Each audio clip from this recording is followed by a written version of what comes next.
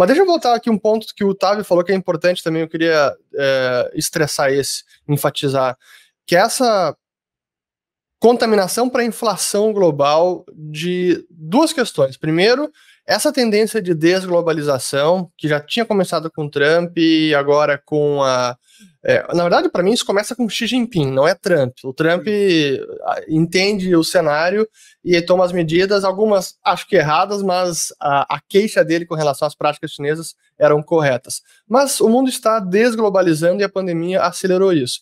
Então, se a globalização e a ascensão da China nas últimas 2 décadas, dos 25 anos, foi um fator altamente deflacionário, agora é o contrário. Isso é um fator inflacionário pelo lado da oferta, da produção. Só que surgiu nos últimos dias um fator que é um agravante a esse processo, que é essa crise energética na China, que também tem como pano de fundo a alta das commodities energéticas, é o carvão, é petróleo, é gás natural, que a China, o partido lá está atuando como sabe atuar. Quem é soviético e pensa com uma cabeça de dirigismo, eles querem controlar tudo, dizer, não, você produz isso, você produz aquilo, não, você pode consumir sua energia, não, essa indústria não. Cara, isso não tem como dar certo, porque jamais deu certo e jamais dará certo. E isso pode ter uma repercussão na atividade industrial, na produção chinesa, que vai ser mais um componente de inflação global. Sabe, como é que você está vendo isso também agora que está se desenhando? Além do setor imobiliário, junto a essa crise energética na China, é um cenário perfeito, hein? O cenário perfeito acaba juntando com o problema da ESG, né, essa situação climática que a gente está vendo, uma aversão a investimentos dentro desses mercados há um tempo já, e é impressionante, né, que essa falta na minha opinião, talvez um pouco muito imprudente dentro de mercados em geral, não enxergando a necessidade de commodities como petróleo a médio e longo prazo, que provavelmente é o que a gente está vendo no momento, nessa redução em geral, né, principalmente aqui nos Estados Unidos, eu diria, de investimentos dentro desse setor e global, na verdade, vai ter repercussão muito maior. Eu vejo a parte inflacionária, na minha opinião, e o que eu acho que é importante, são aqueles pilares que eu venho falando há um tempo.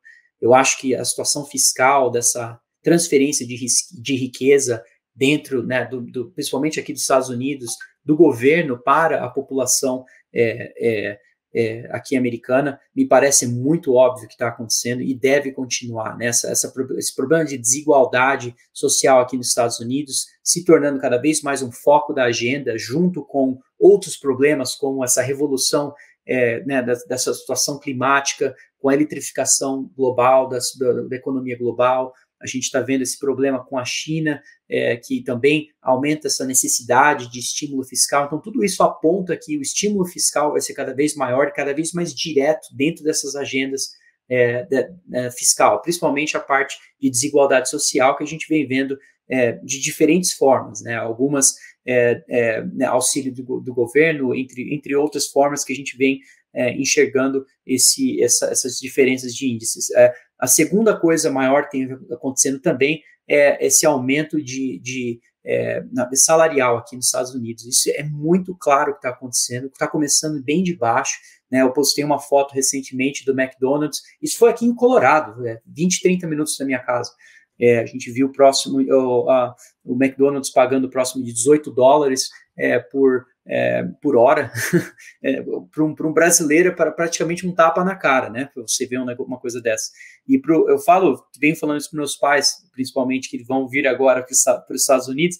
Eu estava comentando com eles, vocês vão ver o preço das coisas, como é que está aqui, né? Para o brasileiro, para viajar para os Estados Unidos, eu acho que nunca foi tão caro. Não tem nada a ver com o câmbio, na verdade. Tem a ver com o preço em geral aqui dos produtos e serviços dentro da economia americana. Está um absurdo, assim, comparado com o que era 5 anos atrás, né? Então, as pessoas que vão para Disney vão ver, a situação mudou muito. O terceiro pilar que eu acho que é importante tem a ver com o estímulo fiscal monetário, com a ideia de suprimir a taxa de juros. Agora a gente está vendo uma redução de estímulo monetário, o início, né, talvez, de uma redução do estímulo monetário aqui dos Estados Unidos, e a grande pergunta é se isso é sustentável. Na minha opinião, não vai ser sustentável, mas eles vão tentar prosseguir aí com esse plano. E eu acho que isso, né, vocês estavam comentando sobre essa possível desaceleração da economia global, dado a situação da China, dado a situação da Europa, entre outros, e é interessante como isso também agora vai, na verdade, se chocar com essa redução de estímulo monetário. Então, tem muita coisa acontecendo e, ao mesmo tempo, o S&P 500 está o quê? Próximo da sua alta histórica. Então, não só isso, né, Távio? Yeah. Desculpa interromper, mas as expectativas de aumento de lucro das empresas com baixos estoques de commodities, então afetando o mundo industrial, e com aumento de salário, assim, só se conseguissem implantar uma robotização de forma perfeita num prazo muito menor do que uma década para sustentar essas expectativas aí de lucro das empresas, porque isso vai precisar ser revisado. E é aí que está, bem no momento que querem tirar os estímulos. Às vezes eu até acho que é armada essa ideia de tirar os estímulos, porque já sabem que vai ter que voltar em breve. Eu não sei, cara. Concordo plenamente com isso. E essa situação da desglobalização apenas adiciona, né, mais a esse problema inflacionário. Então, eu acho que o que vem acontecendo se a gente olha a mudança anual do preço de ações, principalmente de crescimento né, da China, a gente vê que tem uma correlação altíssima com não só a parte de macro aqui dos Estados Unidos e em outros países desenvolvidos. Então, essa mudança deve sim criar mais pressão para uma redução dessa força que a gente viu econômica nos últimos 6 meses, dado, né, o estímulo fiscal e monetário daquele nível que a gente viu em 2020, acabou gerando um crescimento que a gente, não sei se eu vi, né, a gente viu na história, né, realmente os últimos 6 meses foi realmente impressionante, mas isso não é sustentável, né, se a gente diminuir a quantidade de estímulo. Então, me parece que a gente está vendo essa desaceleração aqui dos Estados Unidos, ao mesmo tempo que a gente está vendo a inflação a um patamar muito mais alto que a gente viu nas últimas 3 décadas. Então, eu tenho a impressão que bancos centrais estão extremamente encurralados no momento, como nunca na história, e a China está sendo a primeira a tomar essa decisão.